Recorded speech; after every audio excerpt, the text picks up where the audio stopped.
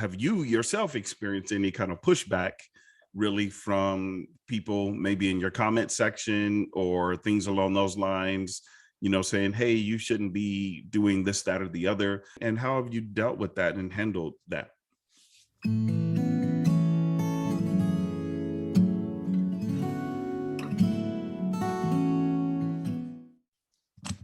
I've definitely had, I think most of my viewers are probably complementarians.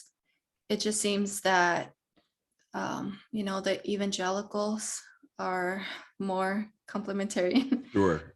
And so I think a lot of them are okay with me doing something on YouTube. But if we were to talk about me doing the same thing as a pastor or behind the pulpit on a Sunday, they would not um, support that. They would say it's unbiblical for me to do that.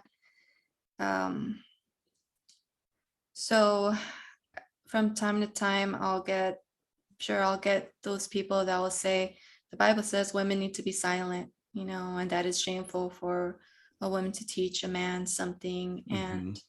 so I've always, it's really interesting because, I don't know if it's the same thing for a man, but for me as a woman, I don't necessarily think of myself like all the time as a woman. I just think of myself as a person, and Yes. so a lot of the time people point out, you're a woman to me. And then I'm like, oh, I was just talking to you as a person.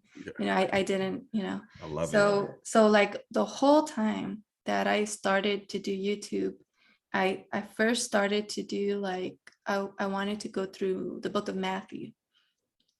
And then because I used to listen to what people would label as prosperity gospel Mm. preachers.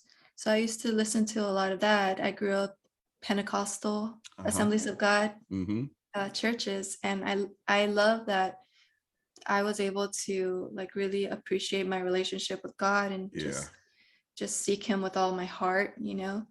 And I love that about that. But when I started to listen to some YouTube videos, it kind of led me down this path where eventually I landed on these videos where it's like, you're a woman, you shouldn't be teaching the Bible, perhaps even on YouTube. And so that actually got me to stop doing my Matthew Bible study, because I always felt like there are a lot of people on my Facebook, in my family, friends from high school. They might not listen to one of those famous YouTubers, but if they see a video of someone they know explaining something, talking something about the Bible, that might get their attention a little more, right? So that was along with me wanting to share more about my faith, that was my whole motivation. And I didn't see anything wrong with me doing that until I started listening to these arguments about complementarianism. So it's really been a battle, and it's pushed me to do the research like you mentioned. And now I'm like reading more books, and I'm in that journey right now.